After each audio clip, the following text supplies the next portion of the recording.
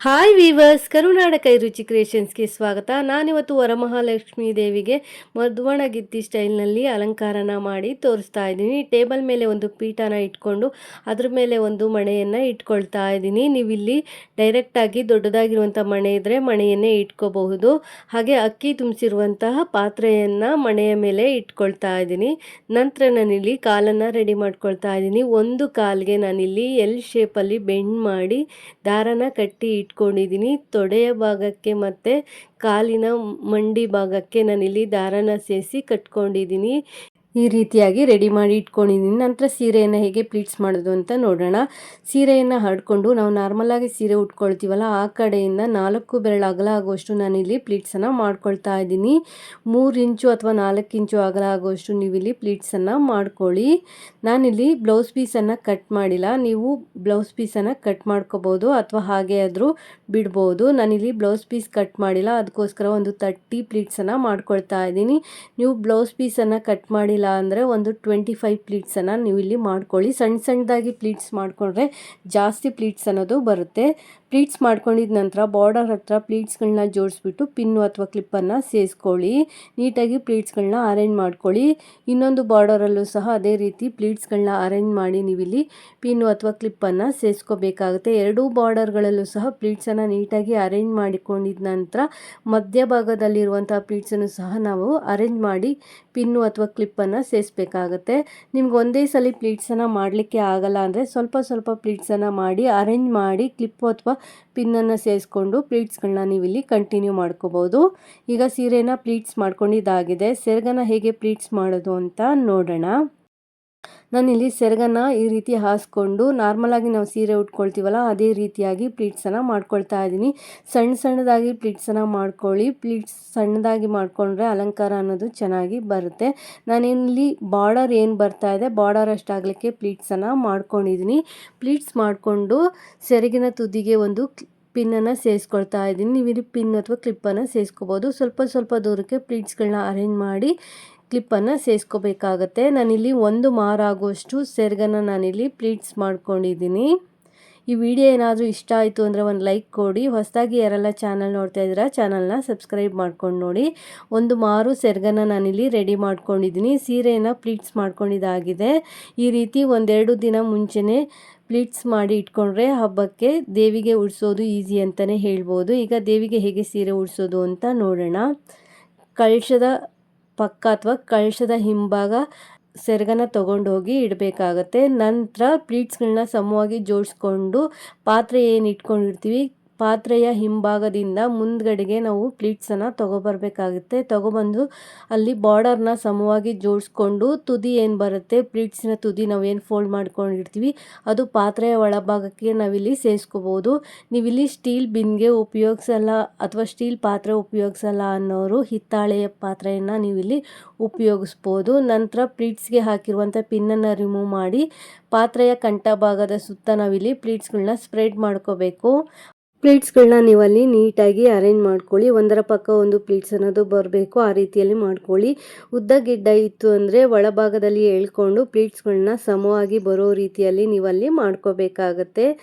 Extra ಇರುವಂಥ ಸೀರೆ ಪಾರ್ಟನ್ನು ಪಾತ್ರೆಯ ಒಳಭಾಗಕ್ಕೆ ನಾವಲ್ಲಿ ಸೇರಿಸ್ಕೊಂಡು ನಂತರ ಪಾತ್ರೆಯ ಕಂಠ ಭಾಗಕ್ಕೆ ಒಂದು ದಾರನ ಕಟ್ಕೋಬೇಕಾಗತ್ತೆ.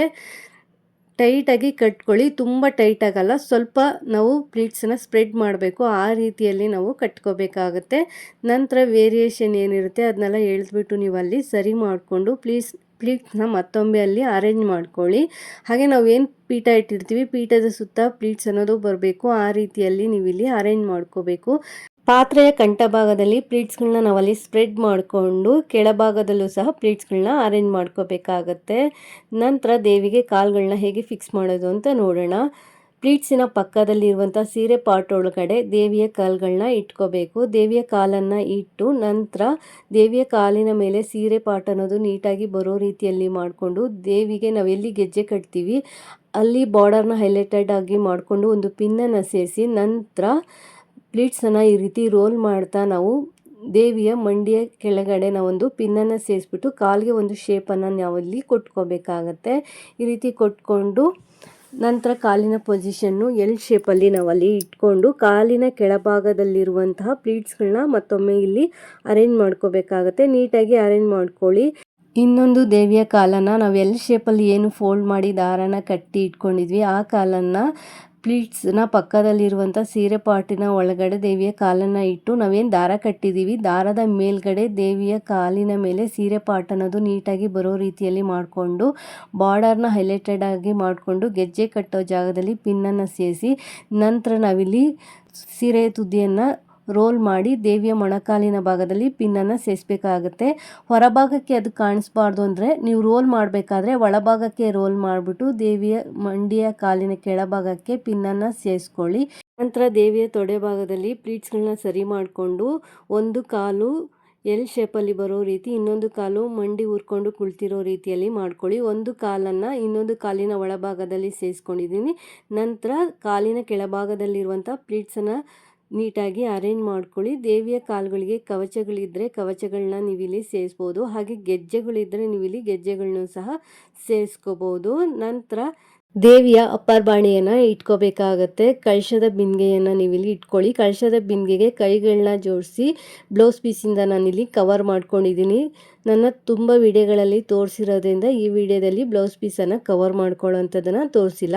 ನಂತರ ಸೆರಗನ್ನು ನಾವು ನಾರ್ಮಲಾಗಿ ನಾವು ಸೀರೆ ಸೆರಗನ್ನು ಹಾಕ್ಕೊಳ್ತೀವಲ್ಲ ಅದೇ ರೀತಿಯಲ್ಲಿ ಸೆರಗನ್ನು ಹಾಕ್ಕೋಬೇಕಾಗತ್ತೆ.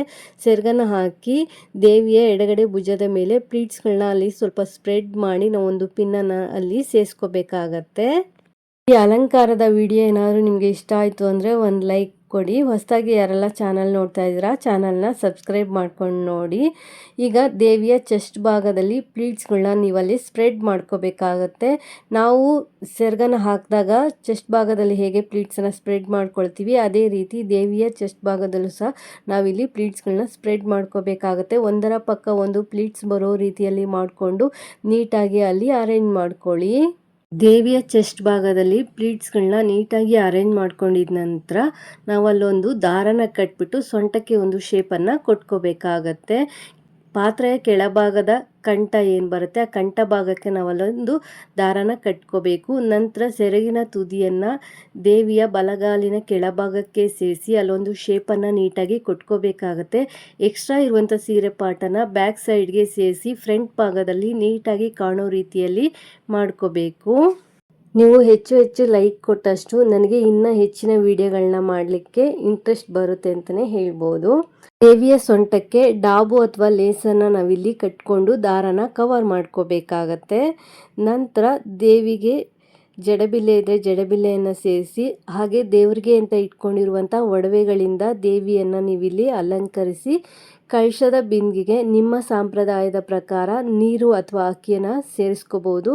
ನಾವು ನೀರಿನ ಕಳಶನ ಇಡೋದ್ರಿಂದ ಕಳಶದ ಒಳಗಡೆ ಗಂಧ, ಅಕ್ಷತೆ, ಅರಿಶಿಣ, ಕುಂಕುಮ, ನಾಣ್ಯ, ಬೆಳ್ಳಿಯ ಕಾಲುಂಗುರ, ಅರಿಶಿಣದ ಕೊಂಬು, ಅಡಿಕೆ ಹಾಗೆ ಅದರೊಟ್ಟಿಗೆ ಡ್ರೈ ಫ್ರೂಟ್ಸ್ಗಳನ್ನೂ ಸಹ ಸೇರಿಸ್ಕೊಳ್ತೀವಿ. ಮಾವಿನೆಲೆ, ವೀಳ್ಯದೆಲೆ, ತೆಂಗಿನಕಾಯಿಯನ್ನು ಇಡ್ತೀವಿ. ನಾವು ಇಷ್ಟೇ ಸಿಂಪಲ್ಲಾಗಿ ಕಳಶನ ಇಡೋ ಅಂಥದ್ದು. ಪೂರ್ತಿಯಾದ ಅಲಂಕಾರ ಆದ ನಂತರ ದೇವಿಯನ್ನು ನೀವಿಲ್ಲಿ ನೋಡ್ಬೋದು. ದೇವಿ ಎಷ್ಟು ಚೆನ್ನಾಗಿ ಎಷ್ಟು ಲಕ್ಷಣವಾಗಿ ಕಾಣಿಸ್ತಾ ಇದ್ದಾರೆ ಅಂತ. ಈ ಅಲಂಕಾರದ ವಿಡಿಯೋ ಏನಾದರೂ ಇಷ್ಟ ಆಯಿತು ಅಂದರೆ ಒಂದು ಲೈಕ್ ಕೊಡಿ. ಹೊಸದಾಗಿ ಚಾನಲ್ ನೋಡೋರು ಸಬ್ಸ್ಕ್ರೈಬ್ ಮಾಡಿಕೊಂಡು ನೋಡಿ.